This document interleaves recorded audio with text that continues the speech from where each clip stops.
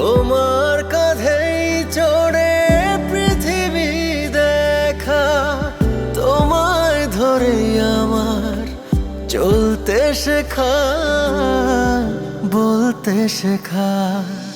বাবা তুমি ছাড়া আমি একা, বাবা তুমি ছাড়া আমি বড় একা।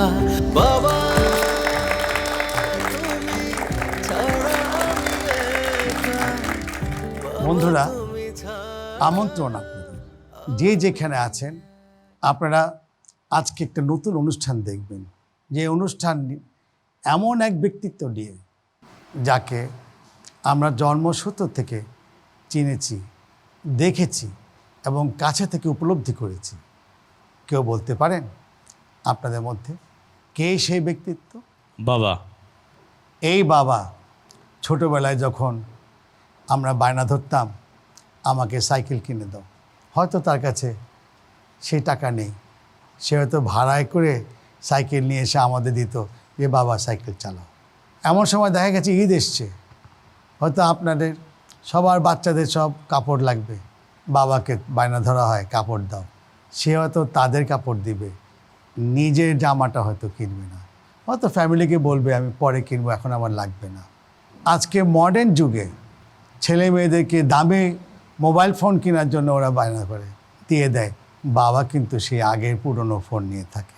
এই হলো সেই বাবা। আসুন আজকে এমন এক গর্বিত বাবার সাথে আপনাদেরকে পরিচয় করিয়ে দিই।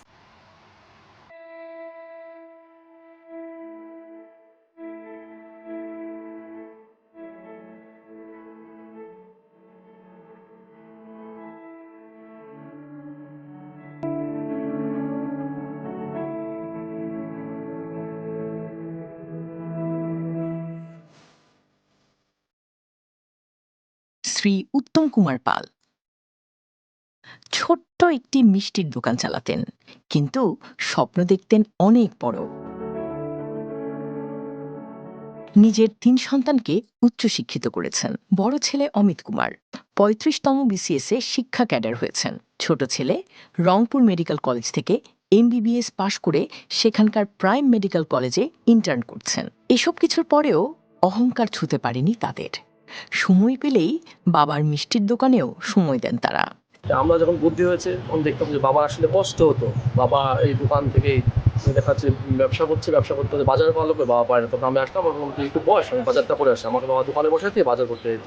আমি সে করে বলে দিতে পারবো না, কখনোই না। এটা আমার অস্তিত্ব, এটা আমার বাবার দোকান, বাবা আমার এই ফুটপাতের দোকান আমার গর্ব, আমার অস্তিত্ব, আমার বেঁচে থাকার অবলম্বন, আমার বিশ্বাস, আমার অনুপ্রেরণা বাবার এই ছোট্ট দোকান। আমরা সবাই কিন্তু মানুষ হতে চাই, আমরা কিন্তু সবাই কিন্তু বড় হয়ে গেলে মানুষ হতে পারি না। শিক্ষিত হয়ে যাচ্ছে কিন্তু মানুষ হতে পারি না, কিন্তু আমরা মানুষ হতে চাই। এটাই হলো আমাদের কাছে প্রকৃত শিক্ষা আছে। আমি যদি এখানে বসতে পারি, মানুষের কল্যাণ করতে পারি এবং বাবা মার সম্মান রাখতে পারি, সেটাই তো আমার কাছে প্রকৃত শিক্ষা হচ্ছে।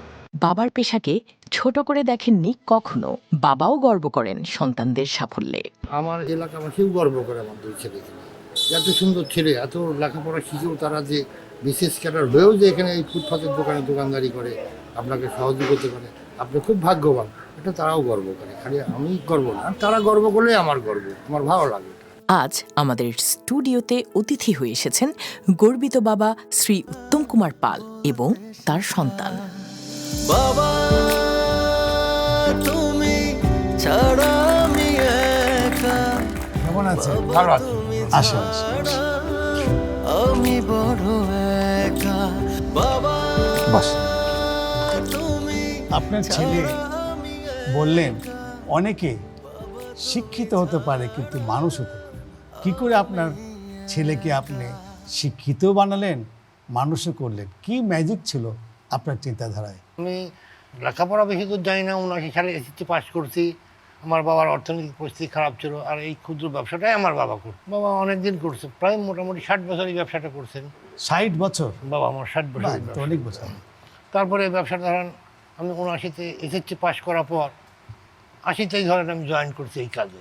এই কাজে কি করেন? কি কাজটা কি? এই যে খাগড়াই বাচ্চা, সন্দেশ, লাড্ডু, মানে মিষ্টি জাতীয় জিনিস। মিষ্টি জাতীয় জিনিস। আচ্ছা। আর এগুলো না আমাদের বেশি চলে। তো তো আমি বেশি লেখাপড়া শিখতে পারিনি। আমার একটা মনে প্রোগ্রাম ছিল যে আমি লেখাপড়া বেশি শিখতে পারিনি, যে আমাদের ছেলেপেলেকে মানুষ করার চেষ্টা করো, ঈশ্বর তুমি আমাকে দোয়া করো, খুবই সুন্দর। এটাই আমার পরিকল্পনা ছিল। আস্তে আস্তে ঈশ্বরের কাছে তা আপনার কয় ছেলে মেয়ে? আমার 2 ছেলে 1 মেয়ে। বড় ছেলে ঢাকা বিশ্ববিদ্যালয়ে পড়তেন, খুব কষ্ট করে মানুষ করছি। মানে যখন সে ইউনিভার্সিটি পড়তো, এই যে আপনি বললেন যে কষ্ট করে মানুষ করেছেন, আপনি কি করেছিলেন? কষ্টটা কোথায় ছিল আপনার? কষ্ট ছিল অর্থনৈতিক কষ্ট, তাকে ওহো। ঠিক মতন পয়সা যোগান দিতে পারতাম না। মানে ওদের টাকা বেতন আছে অনেক যে- বেশি ছিল না? হ্যাঁ, তাদের টাকা লাগবে 8,000, হয়তো আমি 1 সপ্তাহ পর 4,000 দিলাম, আবার 1 সপ্তাহ পর দিলাম, ভেঙে ভেঙে দিতেন? ভেঙে ভেঙে দিচ্ছি আচ্ছা, তাদের আচ্ছা। অল্প অল্প করে। এভাবে কষ্ট করে তাদের মানুষ, তারাও কষ্ট একটু স্বীকার করছে যে আমার বাবার অর্থনৈতিক পরিস্থিতি ভালো না, তারাও কষ্ট করে মানুষ। তারাও কি আপনার কাছে অনেক দাবি করতো, বাবা আমাকে না, এটা তবে দাও, ওইটা দাও, সেটা সেটা দাও? তাদের যেটা প্রয়োজন তার উপরন্তু 1 টাকাও তারা আমার কাছে নিত না। ছেলে তো এখনো তাদের সত্যিকার যদি মানুষের। হ্যাঁ, এখনো যদি তারা 10 টাকা নেয় তবে আমাকে বলে বাবা 10 টাকা নিল, বাহ, চেয়ে নেয়। এটাই আমার গর্ব। এবং আমার এলাকার লোক সবাই বলে যে এত শিক্ষিত ছেলে পেলে যে আপনার এই ফুটপাতের দোকানে বসে দোকানদারি করে, এটাই তো আপনার গর্ব। আচ্ছা, আর বড় কিছু কি পাওয়ার আছে আপনার? এটা আমার খুব আনন্দ লাগেছে শুনলে, আমারও গর্ব হয়। এই যে আপনার এখানে আসছি কষ্ট করে, খুব আনন্দ লাগছে আমার। বাহ।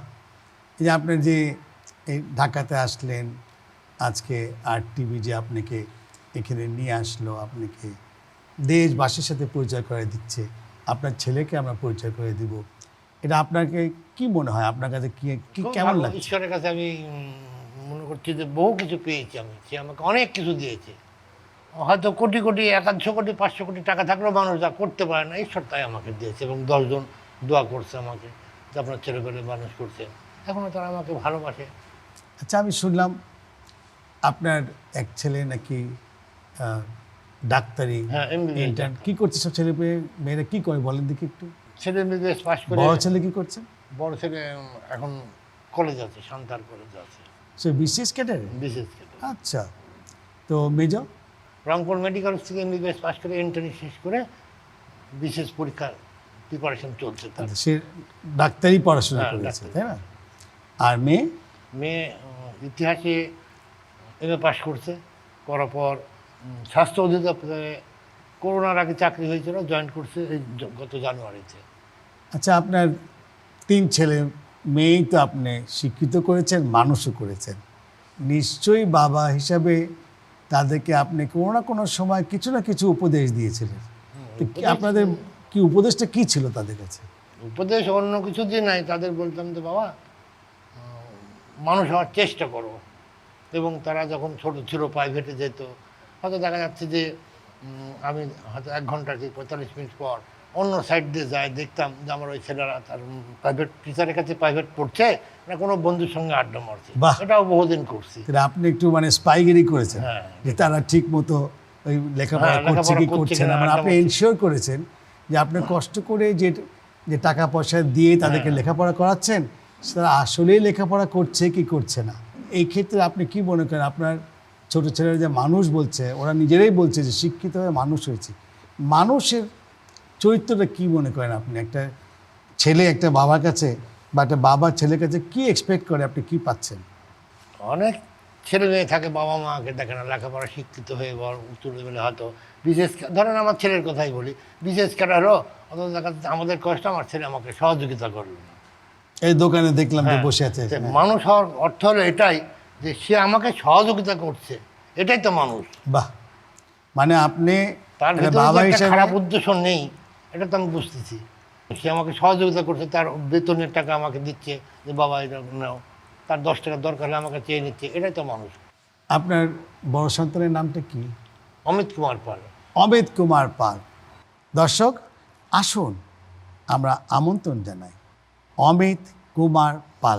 বাবা তুমি ছাড়া আমি একা, বাবা ওয়েলকাম টু দ্য শো। ছাড়া আমি বড় একা, বাবা তুমি ছাড়া আমি একা, অমিত, তো বাবা তুমি ছাড়া তোমাকে নিয়ে অনেক গর্ব করে। তুমি কি বাবাকে নিয়ে গর্ব করো? অবশ্যই স্যার। কেন? আমাদের আজকে যে আমরা বড় হয়েছি এই সমস্ত অবদানই বাবার। বাবা যে আমার এখনও বাবা আমাদের পাশে, এবং মানে আমরা যে বড় হয়েছি বলছি এর পিছনে সম্পূর্ণ বাবার অবদান। আমরা শুধু আমাদের পড়ালেখাটুকু চালিয়ে গিয়েছি, কিন্তু এই পড়ালেখা চালাতে গেলে যে অন্য যে আদার্স ম্যাটেরিয়ালসের যেগুলো থাকে, ইকোনমিক একটা বিষয় থাকে, আরও মেন্টালি বিষয়গুলো কিন্তু থাকে, সেগুলো সম্পূর্ণই বাবা আমাকে সহায়তা করছে। তুমি মনে করো যে তোমার বাবা অনেক স্যাক্রিফাইস করেছে, Yes. কয়েকটা স্যাক্রিফাইস আমার দর্শকদের একটু বলো দেখি যে তোমার বাবা কী কী করেছে তোমার জন্য। আমি প্রথমে ব্যাংকার হই এবং ব্যাংকে চাকরি করি। তো ব্যাংকে চাকরি, এর মধ্যে আমার মাস্টার্স কমপ্লিট হয়নি, ব্যাংকে চাকরি পেয়েছি। তারপরে বিসিএসে রিটেন আছে, এই বিসিএসটা রিটেন আছে। তো বাবাকে বললাম, বাবা সবাই খুশি যে আমি ব্যাংকার হয়ে গেছি, অলরেডি সোনালী ব্যাংকে চাকরি পেয়েছি, এটা তো অনেক আনন্দের বিষয়, গভর্নমেন্ট একটা ব্যাংকে চাকরি হয়েছে। তো বাবাকে বললাম, বাবা আমি চাকরি করতে চাচ্ছি না। তো বাবা বললো, ঠিক আছে তুমি করো না, তুমি বিসিএস ক্যাডার হতে চাও, ঠিক আছে তুমি পড়াশোনা করো, আমরা যেভাবে কষ্ট করে করতেছি তোমাকে এইভাবে আরও 1-1.5 বছর সহায়তা করব। এভাবে আমরা আরও 1-1.5 বছর চলবো, এই দিনে একদিন খাই, 2 বেলার 1 বেলা খাই, তুমি বাবা মানুষ হও, ঠিক আছে? কারণ তোমরা মানুষ হলেই আমার সম্মান, এবং তোমরা বড় হতে পারলেই আমরা ভালো থাকবো। অদ্ভুত। তারপরে তোমার লাইফে কি হবে, ব্যাংকার হবে না কোনোটা হবে, উনিও তোমাদেরকে তোমার ফ্রি চয়েস দিচ্ছে। যদিও সোনালী ব্যাংকে চাকরি হয়ে গেছে, একটা সলিড একটা চাকরি, সেটা ছেড়ে বিশেষ ক্যাডার আরও দেশকে সেবা করবে, আরও ব্রাইট জিনিস কাজ করবে, সেখানে উনি আরও স্যাক্রিফাইস করবে তোমার জন্য। It's a fantastic thing. দর্শকরা, আপনাদের মধ্যে কেউ আছেন আপনাদের বাবা আপনার জন্য স্যাক্রিফাইস করেছে, এই গর্বিত বাবার এই অনুষ্ঠানে শুনতে চাই দর্শকের কোনো একটি উদাহরণ। আসসালামু আলাইকুম, আমার নাম তানজিলা। আমি প্রথমেই ধন্যবাদ জানাচ্ছি নিটল টাটার গর্বিত বাবা অনুষ্ঠানে আমাকে আমন্ত্রণ করার জন্য। আসলে বাবাকে নিয়ে যদি এক্সপ্লেন করতে যাই, এটা আসলে এই অনুভূতিটা এক্সপ্লেন করা খুবই কঠিন, কারণ বাবা সবারই বাবা, তাদের কাছে অনেক প্রিয়। সে একটি লুঙ্গি একটি জামা পরে কষ্ট করে এই ঢাকায় এসেছে, ঢাকায় এসে নিজেরা মানুষ হয়েছে, আমাদেরকে মানুষ করেছে, এবং আমাদেরকে মানুষ করতে গিয়ে তাদের যে স্যাক্রিফাইসগুলো সেগুলো আমরা আসলে দেখতে পেরেছি। আমি আসলেই গর্বিত আমার বাবাকে নিয়ে। অনেক অনেক ধন্যবাদ আপনাকে। এপাশে আমার কোনো দর্শক কেউ আছেন, তার বাবার সম্পর্কে কিছু অনুভূতির কথা আমাদেরকে জানাবেন। আসসালামু আলাইকুম, আমি মোহাম্মদ নাসির উদ্দিন। বাবা কি জিনিস যখন আমি নিজে বাবা হয়েছি 2017 সালের জুনের 2 তারিখে, আমি তখন বুঝি যে আমার বাচ্চার জিনিস লাগবেই, রসই যোগ করাই আছে, সেটা খাবার হোক, পোশাক হোক, যে কোনো জিনিস হোক। আমি সমস্ত সন্তানদেরকে বলবো বাবার কদর করুন, কারণ বাবাকে জিনিস হারালেই বোঝা যায়, সে যে পেশারই হোক, যতটুকু শিক্ষিত হোক। আপনি দেখেন যে আপনি মানুষ হতে গেলে তিনি কি করছেন, জাস্ট খেয়াল করেন, সামনের দিকে এগিয়ে যান। Thank you. অনেক ধন্যবাদ আপনাকে। এখন আমি আসি বাবার কাছে। এই যে আপনার সন্তানদেরকে যে আপনি শিক্ষিত করলেন, মানুষ করলেন, খালি কি আদরই করলেন না না। কি শাসনও করেছিলেন? সব সাইডে করতে হবে, খালি আদর করলে হবে না, ভালোবাসতে হবে, ছেলের সঙ্গে বন্ধু নয় বাবা কি করতে শাসন হবে। করলেন আমরা শুনি যে কিভাবে? শাসন মানে তাকে মারধর করলে হবে না, তাকে উৎসাহ দিতে হবে, বাবা পড়াশোনা করো, ভালো করে ভালো পড়াশোনা করো, ভালো রেজাল্ট করো, ভালো জায়গায় যেতে পারবে, এই যে একটা উৎসাহ, বা তাকে ভালোবাসতে হবে। তার মানে আপনি তাকে শাসন করেছেন, হয়তো লাঠি দিয়ে না, কিন্তু তাকে তদারকি করেছেন, তাকে কাছে থেকে দেখেছেন, তাকে হয়তো সময় দিয়েছেন। তোমার কাছে কি মনে হয়? তোমার তো ভাইও আছে, তাই না? সে ভাই তো এখন বোধহয় ডাক্তারি জি, পড়ছেন বা ডক্টর হয়েছেন। ডাক্তার। তো দেখি না ও ভিডিওতে তোমার ভাইকে। তুমি ছাড়া ছোটবেলায় কিছু কথা ছিল যেটা রাগ হতো বাবার উপর, কিন্তু আজকে সেই সত্যি সেটা সুখের স্মৃতি, সেটা শান্তির একটা স্মৃতি। আমরা ছোটবেলায় যখন 2 ভাই বিকাল হলেই খেলতে পালাবো, 3টা-4টা বাজলেই বাবা কোনো কাজে ব্যস্ত থাকলে আমরা গেটতে চুপ করে পালিয়ে যাবো, অথবা পাঁচিরটা টপকে পালিয়ে যাব। বাবা এই খেলতে গেলে মাঠ থেকে আমাদের ধরে নিয়ে আসতো, খুব রাগ হতো, তো বাবা বকাবকি করতো, বাবাও কষ্ট পেত। তো বাবা খুব কৌশলে, এই বাবা যখন যেখানে কাজ করে বাড়ির মধ্যে, মা তখন কি করতো, বিকাল হলে ওই জায়গাতে একটা পরিষ্কার করে একটা পাটি ফেলে দিত আর বালি দিত, বলতো বাবা ঘুমাও। বাবাকে ভয় পেতাম কোথাও যে না যাই, ওই জন্য তখন ঘুম ধরুক আর না হতো ওখানে শুয়ে থাকতাম, সন্ধ্যা হলে পড়তে বসতাম, কিন্তু বিকালে খেলাধুলা করলে টায়ার্ড হয়ে যেতাম, পড়তে পারতাম না। বাবা অজস্র দিন এই কাজটা করেছে, দিনের পর দিন এই কাজটা করেছে। তখন খুব রাগ হতো যে খেলতে যাব, খেলতে দিচ্ছে না। খুব রাগ হতো বাবার উপর, কিন্তু আজকে বুঝি সেই দিনগুলো বাবা এভাবে পাহারা দিয়েছে জন্যই হয়তো বা তার সন্তানগুলো আজকে এদেশের জন্য কিছু করার চেষ্টা করতে পারছে। বাবা একদিন আমাকে বলেছিল যে আমি সাকসেস, তোরা 3 ভাই বোন গ্র্যাজুয়েশন শেষ করছিস। আমার মতো সাধারণ একজন লোক, আমার 3টা ছেলে মেয়েকে আমি মানুষ করার চেষ্টা করেছি বা পারছি, যতটুকুই হোক পারছি, আমি গর্বিত। বাবা তুমি ছাড়া আমি অদ্ভুত সুন্দর। আপনার এই ছেলে তো মনে হচ্ছে ডাক্তার হয়ে গেছে। তো এই ছেলের যে এখন যে তার সে বিয়ে করেছে এখন না বিয়ে করে না? কোনোটাই বিয়ে করে না, কোনোটাই বিয়ে করে না। কোনোটাই না। তা আপনার এখন তাদের কাছে কি আদেশ? আর কি বলার কর আছে, এখন তারা উপযুক্ত হয়েছে, তারা নিজের বিবেক বিবেচনা করে কাজ করতে হবে। আপনার বাবার যে মিষ্টির দোকান যে আপনি চালাচ্ছেন, তারাও কি এটাকে কন্টিনিউটি রাখবে? তুমি কি মনে করো, কন্টিনিউটি রাখবে না বন্ধ করে দিবে? বাবার এই কাজটা অনেক কষ্টের, মানে এটা আগুন জলের কাজ, তো অনেক পরিশ্রম করতে হয় থাকে। তো আমি তাকে বলেছি তুমি এই কাজটা করো, যেহেতু তোমার এটা প্রফেশন, তুমি এটা বন্ধ করতে পারবে না, কারণ তোমার এটা রক্তের মধ্যে মিশে আছে, তুমি এটা বন্ধ করতে পারবে না। কারণ এটা শুধু এই দোকানটা শুধুমাত্র ব্যবসার জন্য না, মানুষের সাথে দেখা হয়, 10 জনের সাথে কথা হয়, বন্ধু বান্ধব বাবার আসে, দিন শেষ তাদের সাথে কথা হয়, এটা কিন্তু একটা তার রিদম, তার ভালো লাগার একটা বিষয় আছে। আমি বলেছি যে তুমি কাজ করবা, অল্প করে করো, তোমার শরীরকে খেয়াল রাখো, নিজের শরীরকে দেখতে হবে। Excellent, excellent. আচ্ছা, এখন তো তোমার বাবাই বললো তুমি এখন ইন্ডিপেন্ডেন্ট হয়ে গেছো, বড় হয়ে গেছো, তোমার সিদ্ধান্ত তুমি নিজেই করবে। এমন কোনো উপদেশ তোমার বাবা তোমাকে দিয়েছেন এখনো কানে বাজে? কোনো উপদেশ আছে? বাবার একটা কথা, মানুষের মতো মানুষ হোক, মানুষের মতো মানুষ হতে হবে। আমরা তো সবাই শিক্ষিত হয়ে যাচ্ছি, বললাম আমরা মানুষ হতে পারি না। তো আমরা শিক্ষিত হওয়ার পর অনেক অন্যায় সহ্য করে যাই, অনেক অপবাদ সহ্য করে, যেটা আমরা প্রতিবাদ করি না বা দেখার পরও দেখি না, এটা কখনোই আমরা মেনে নিই। বাবা সবসময় এই কথাগুলো বলে যে মানুষের মতো মানুষ হোক, মানুষের কল্যাণ করার চেষ্টা করে। অত্যন্ত সুন্দর।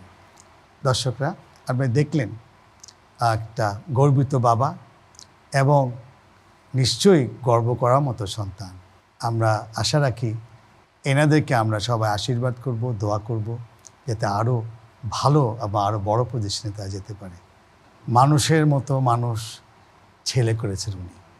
তোমার মনে অনেক সময় থাকতে পারে বাবাকে এই কথাটা আমার বলা হয় নাই, হয়তো ভালোবাসার কথা হতে পারে, হয়তো ছোটোবেলায় রাগের কথা হতে পারে, এমন কোনো কিছু অনুভূতি আছে যে তুমি চেপে রেখেছো এতদিন, বাবাকে বলতে চাও? বাবাকে নিয়ে বলার মতো যদি এরকম কোনো আমার আগ্রহের বিষয় যদি থাকে, তাহলে বাবাকে আমি ঘুরতে যেতে চাই। কি গেছো? ঘুরতে যেতে চাই বাবাকে নিয়ে? হ্যাঁ, বাবা এবং কোথায় যাবে? কক্সবাজার। কক্সবাজার, হিমালয় দেখবে না? হ্যাঁ, সেটাও দেখা যেতে পারে। নেপাল তো আরো, নেপাল, কক্সবাজার তো আছেই। জি। তুমি তোমার মানে তোমার মনের কথা হচ্ছে যে বাবাকে নিয়ে তুমি একসাথে হাতে হাত ধরে ঘুরবে, পৃথিবী দেখবে একসাথে, এটি তোমার মনের। জি। বাবাকে বলা হয় না। তো আসো, বাবাকে বলা হোক সেই কথা, এবং তাকে আমরা দুজন মিলে ক্রেস্ট এবং গর্বিত বাবার উত্তরীয় আমরা পড়িয়ে দেব। এক আকাশ নীল তুমি, তুমি আমার সাত সমুদ্র জল,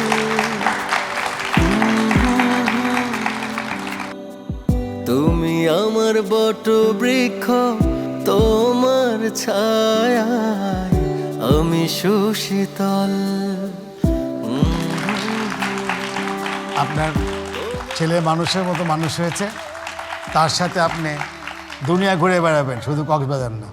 আপনারা দোয়া করবেন সবাই, নিশ্চয়ই, আমাদের নিশ্চয়ই। জন্য, আমার ফ্যামিলির জন্য, পরিবারের জন্য, ছেলে মেয়েদের জন্য, এবং সবাইকে উপদেশ দেবেন তাদের বাবা মাও যেন তাদের ছেলেপেলেকে এভাবে মানুষ করার চেষ্টা করে। আমিও তাদের দোয়া করি নিশ্চয়ই, তারা যেন তাদের ছেলেপেলেকে মানুষ করার চেষ্টা করে বা করতে পারে। নিশ্চয়ই, নিশ্চয়ই। অনেক ধন্যবাদ আপনাকে। আমি বড় একা, বাবা তুমি ছাড়া আমি একা, বাবা তুমি ছাড়া আমি একা। বাবা এটা অনেক শক্তিশালী একটা শব্দ। কিছুক্ষণ আগেই দেখতে পেলেন এক গর্বিত বাবা আমাদের মাঝে এসেছিলেন। সন্তানের কাছে বাবা সুপারহিরো। সে আমাদেরকে নিরাপত্তা দেয়, সবসময় আগলিয়ে রাখে এবং যে কোনো উপায়ে সন্তানের মুখে হাসি ফোটায়। আসুন এখন আমরা আরেকটি গর্বিত বাবার সাথে পরিচিত হয়ে নেই।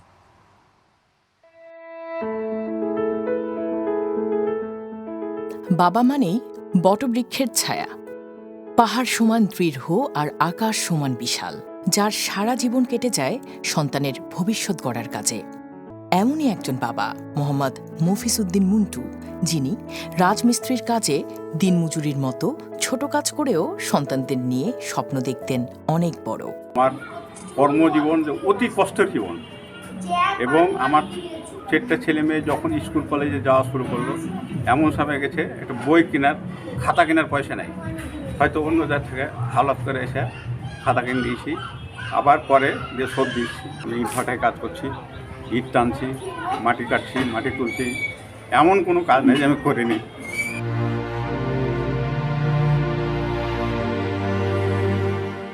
জনাব মফিজ উদ্দিন মুন্টুর 4 সন্তানের প্রত্যেকে এখন উচ্চশিক্ষিত। তার বড় ছেলে মিজানুর রহমান রাজশাহী বিশ্ববিদ্যালয় থেকে MA সম্পূর্ণ করে এখন কর্মরত আছেন একটি NGO-তে। ছোট ছেলে আবু রায়হান ডাবল MSc করেছেন ঢাকা বিশ্ববিদ্যালয় এবং আমেরিকার কলম্বাস স্টেট বিশ্ববিদ্যালয় থেকে, এবং PhD করেছেন ক্যান্সাস স্টেট ইউনিভার্সিটি থেকে। বড় মেয়ে মরিয়ম নিসা রাজশাহী ইউনিভার্সিটি থেকে MSS করেছেন। আমার বাবা অনেক পরিশ্রম করেছে, সবাই অনেক পরিশ্রমের মাধ্যমেই আমরা একটা ভালো জায়গাতে পৌঁছতে পেরেছি। হয়তো এই পরিশ্রমটা না থাকলে, আমাদের মধ্যে কষ্ট না থাকলে হয়তো আমরা কেউ ভালো একটা জায়গাতে পৌঁছাতে পারতাম না। সন্তানের সাফল্যে সেই গর্বিত পিতাকে এখন ডেকে নিচ্ছি মঞ্চে। বাবা কেমন আছেন আপনি? খুব ভালো লাগছে। আসুন আসুন। আপনি তো সেই আমের দেশে চাঁপাইনবাবগঞ্জের না? বসুন বসুন। এখন তো আমের সিজন, আমরা তো চাঁপাইনবাবগঞ্জে তাকায় থাকি আম খাওয়ার জন্য। এবছর একটু আম কম। এবছর একটু আম কম হয়েছে।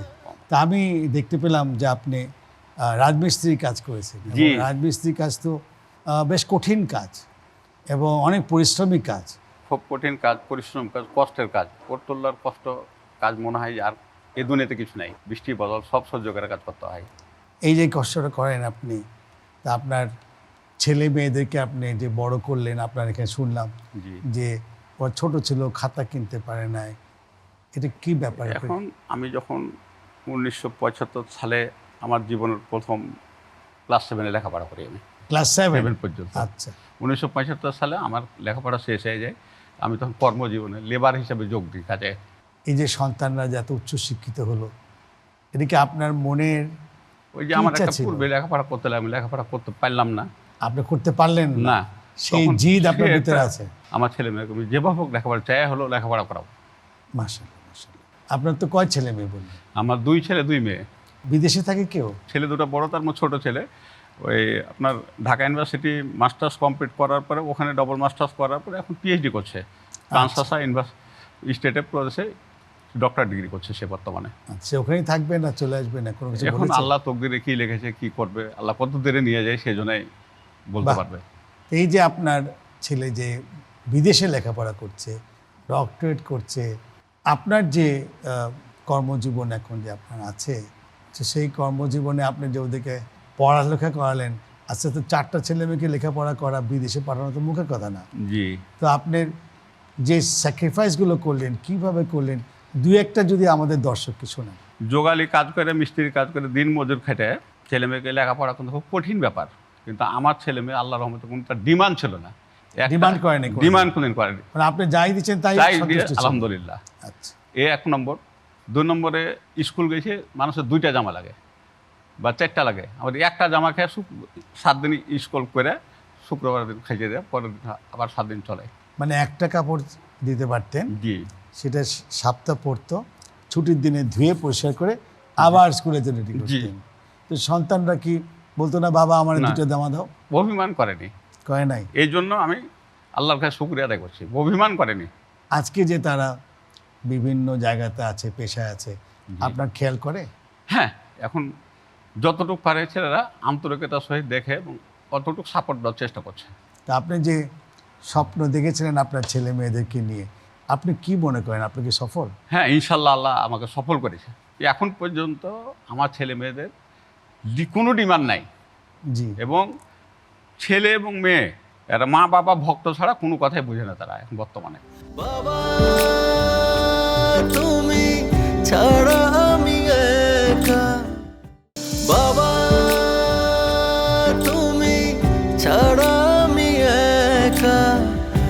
কিছু বাবা আছে তুমি ছাড়া মনে করেন যে ছেলেদের একটু ভালো করে পড়াশোনা করাই, জি মেয়েদের তো লেখাপড়া করে আবার শ্বশুর বাড়ি যাবে, তো কী দরকার। কিন্তু আপনাকে তো দেখা গেলো যে মেয়েদেরকে তো ছেলেদের মতোই একই রকম রেখেছেন, কোনো তো ভাগাভাগি করেন না, আসলে কোনো কি? চেঞ্জ রাখেন। বাবা মায়ের কাছে ছেলে মেয়ে কোনো পার্থক্য নাই। প্রকৃতি যে বাবা জ্ঞানী হবে, ছেলেও যতটুকু মেয়েও ততটুকু। আপনি তো ঢাকায় মিস্ত্রি কাজ করলেন, জি ছেলে মেয়েরা তো সব চাপাইয়ে লেখাপড়া করছে চাপাই নাকি? লেখাপড়া করতে। তো ঢাকা থেকে তো অনেক দূর চাপাই, তাই না? জি। তো ওখানে মনে করেন যে লেখাপড়া করছে, তাদের বই লাগবে বা টিউশন লাগবে, আপনার পকেটে পয়সা নাই, তারা বারবার করে খবর দিচ্ছে টাকা পাঠাও। আপনাকে এরকম কোনো টেনশন ভিতরে কোনো সময় হচ্ছিল? আমার 24 ঘন্টা ছেলে মেয়েদের জন্য টেনশন ফিল করতো, এবং কাজ করলো আমি যেখানে কাজে যেতাম হয়তো বলতাম যে ভাই আমার টাকাটা, আমি খুব ছেলে মেয়ে লেখাপড়া গরিব অসহায়, টাকাটা আমার প্রতিদিন দিলে খুব উপকার হয়। এইভাবে মানুষের কাছে দিনে দিনে দিনে দিনে কাকতি মিনতি করে আমি তাদের কাছে টাকা নিয়েছি। রাজমিস্ত্রি কাজ তো একটু বড়, তারও আগে হলো যোগালি বললেন না, জি সেই কাজও করেছে, মাটির কাজও কাজ করেছে, কিন্তু কোনোদিনই ব্রিক ছেলে মেয়ের লেখাপড়ার দিকে সে কোনো কার্পণ্যতা করে নাই। দর্শকরা এরকম একটা গর্বিত বাবা, যিনি ছেলে এবং মেয়ে উভয়কেই সমানভাবে দেখেন, as a parent, as a বাবা। এবং আজকে আমরা খুবই ফরচুনেট যে ওনার মেয়েকে ওনার সাথে আমরা দেখতে পাবো, ওনাকে নিয়ে এসেছেন।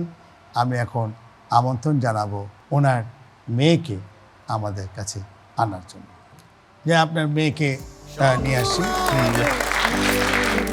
সামনে গিয়ে তুমি গেছো নিয়ে তোমার দর্শকরা, আমরা পেয়ে গেলাম গর্বিত বাবা এবং তার 4 সন্তানের মধ্যে একটা মেয়ে সন্তান তার সাথে আসছে।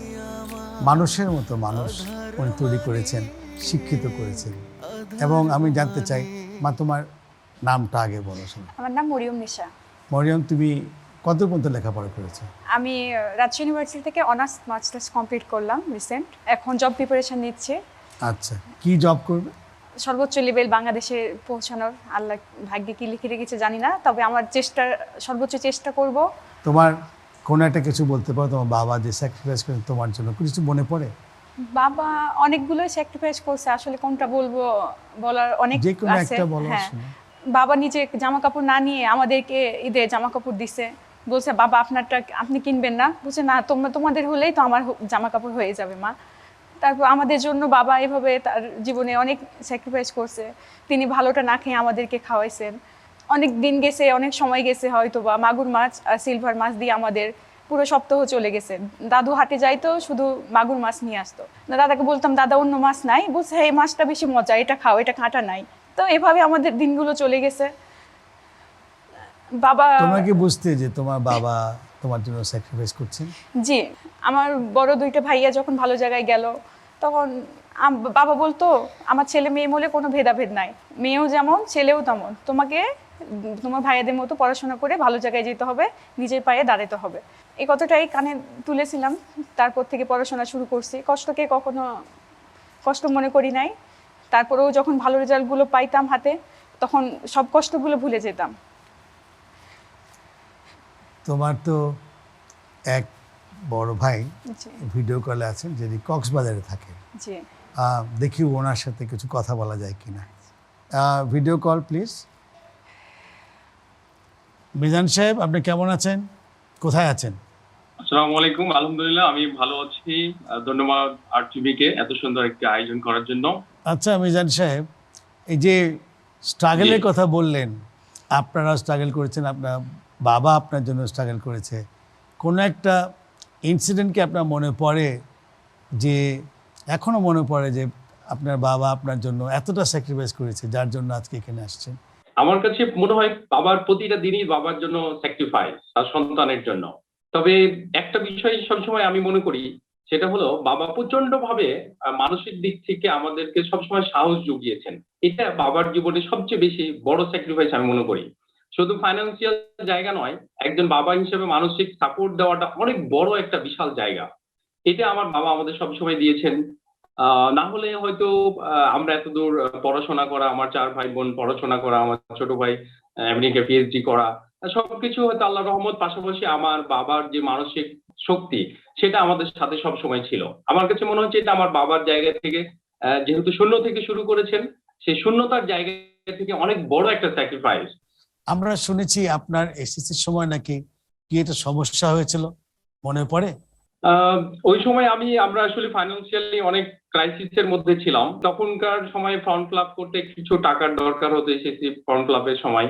সেই জায়গায় যে আমার বাবার আর্থিক অবস্থাটা খুব কঠিন ছিল, বাবা শত চেষ্টা করেছে ওই সময়টা। আমার দাদি এটা অনেক বড় একটা ভূমিকা রেখেছে, এবং আমি এসএসসি ফর্ম ফিল আপে টাকা জোগাড় করতে পারছিলাম না। আমার দাদি মানুষের দ্বারে দ্বারে গিয়েছিল সেই টাকা ধার নেওয়ার জন্য, কিন্তু কেউ সে সময় ধার দেয় নাই। তো আমার দাদি সেই বিষয়টা মানতে পারে নাই, এবং সে মানতে না পেরে এসে আমার সামনে এসে কেঁদে বলছিল, সামান্য কয়টা টাকার জন্য তুই এসএসসি পরীক্ষা দিতে পারবি না? এটা আমি জীবিত থাকা অবস্থায় কখনো মেনে নিতে পারবো না। শেষে আমার দাদি কানের দুল খুলে বিক্রি করে দিয়েছিল। অনেক ধন্যবাদ মিজান সাহেব আপনাকে। ওর দাদির কথা বলছিলেন, আমার মা। উনিও তাহলে আপনার ছেলেদের সাহায্যে এগিয়ে এসেছেন, তার মানে আপনারা সবাই মিলেই আপনারা একটা সুন্দর ফ্যামিলি এডুকেটেড করেছেন। বুড়া মানুষের সেবা তো আমি টাকার জন্য দৌড়াদৌড়ি করছি, পাইনি, তখন হয়তো কানের দুলটা খুলে দেখেন, এটা মেয়েদের কাছে তার তো দূর অনেক ইম্পর্টেন্ট। আপনার ছেলের সন্তানের জন্য সে তার স্যাক্রিফাইস করছে, এটাই হলো বাংলাদেশ। তোমার কাছে শুনি, এখন কি করছো? মাস্টার শেষ করে এখন ঢাকায় পড়াশোনা করতেছি চাকরির জন্য।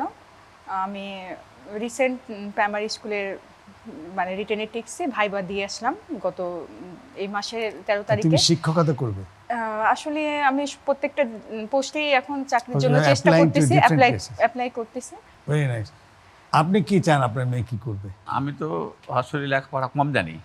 আমি একটা কথা বলি যে বাবা, নিজ দিকে তাকিয়ে ভালো লেখাপড়া করছে, ভালো কিছু আল্লাহ তোমরা দেখায়, আমাকে দেখতে পাই যারা। আপনার এক ছেলে তো আমেরিকায় থাকেন এখন। জি, সে পিএইচডি করছেন। পিএইচডি করছে। কথাবার্তা বলেন তার সাথে প্রতিদিন, হয় সকালবেলায় হয় না রাত্রেবেলায় হয়, প্রতিদিন কথা। ওর নাম কি? আবু রায়হান। আবু রায়হান। আবু রায়হান কিন্তু একটা ভিডিও আমাদের পাঠিয়েছে, আসেন আমরা একটু দেখি। তুমি ছাড়া আমি এতদূর আমাদের 4 ভাই বোনের এতদূর আসার পিছনে আমাদের সেরকম কোনো উদাহরণ ছিল না। যে জিনিসটা সবচেয়ে বেশি ছিল সেটা হচ্ছে আমাদের বাবার স্বপ্ন। নানা রকম আর্থিক অসচ্ছলতা, বেড়ে ওঠার একটা উদাহরণ, কাউকে ফলো করা এবং গাইডেন্স, ইভেন বাবা মার শিক্ষাগত যোগ্যতাও খুব বেশি আমাদের পিছনে ছিল না। কিন্তু দিন শেষে যখন বাবার সাথে কথা বলতাম বিভিন্ন বিষয় নিয়ে, একটা বিষয় খুব বেশি ক্লিয়ার ছিল, সেটা হচ্ছে যে তার মুখে তার স্বপ্ন। এই স্বপ্নটা উনি খুব ভালোভাবে আমাদের 4 ভাই বোনের মধ্যে দিয়েছেন। আলহামদুলিল্লাহ, আমরা এত দূর আসার পিছনে সবচেয়ে বড় যে জিনিসটা ভূমিকা পালন করেছে সেটা হচ্ছে বাবার স্বপ্ন।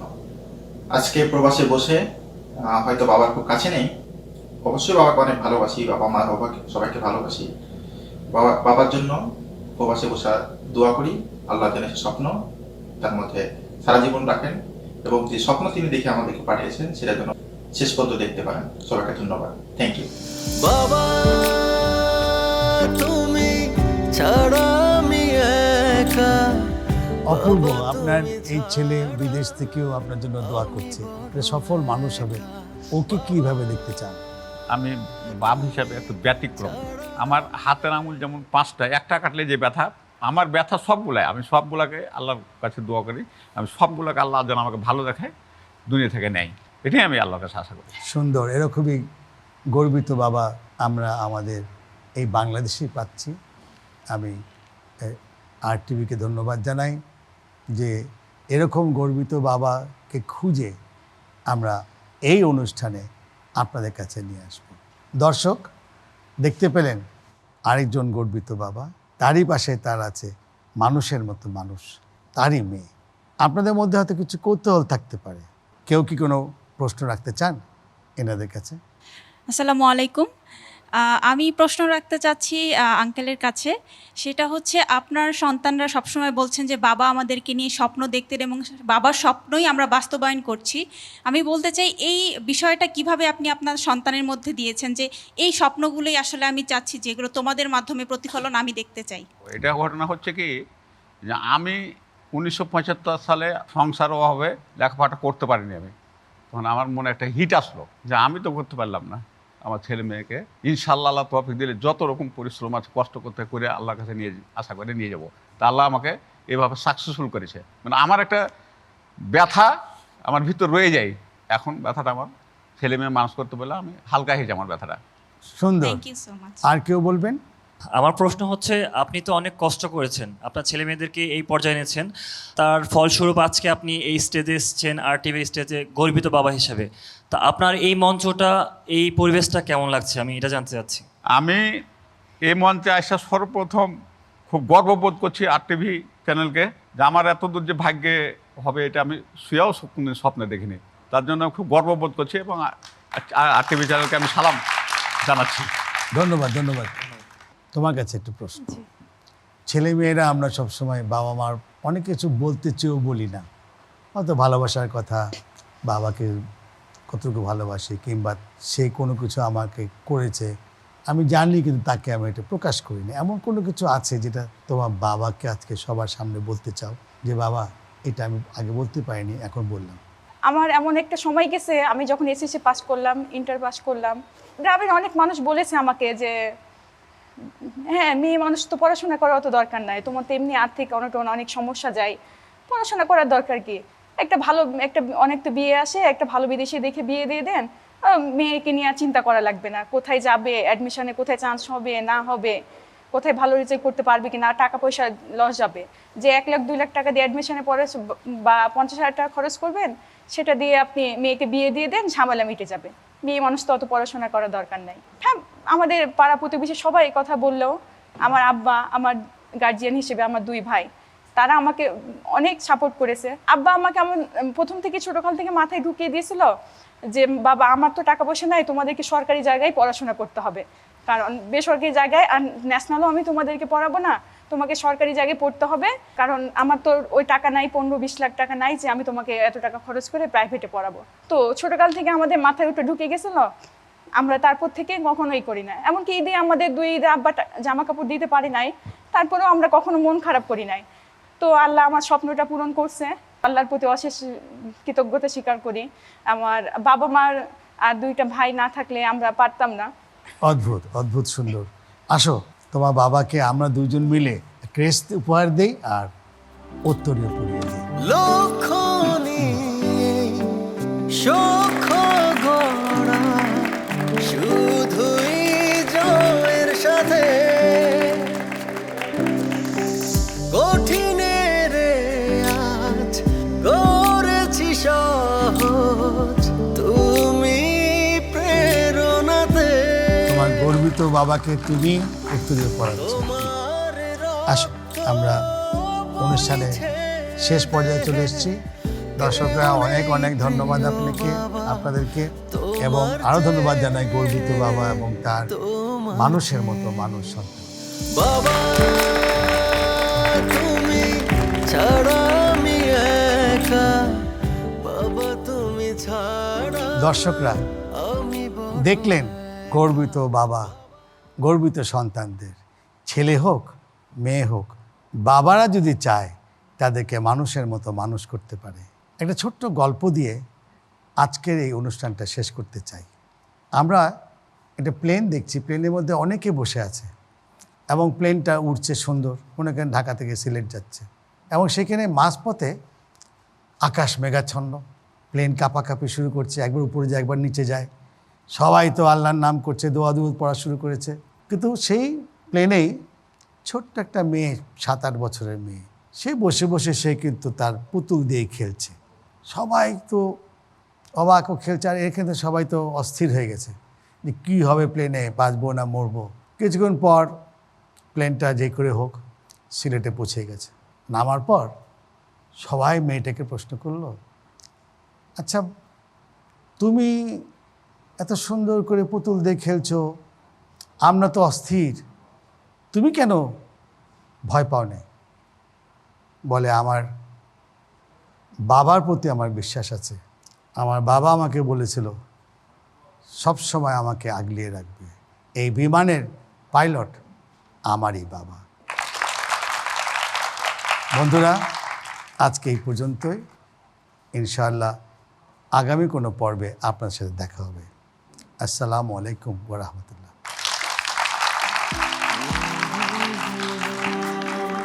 তোমার কাঁধেই চড়ে পৃথিবী দেখা, তোমায় ধরে আমার চলতে শেখা, বলতে শেখা। বাবা তুমি ছাড়া আমি একা, বাবা তুমি ছাড়া আমি বড় একা।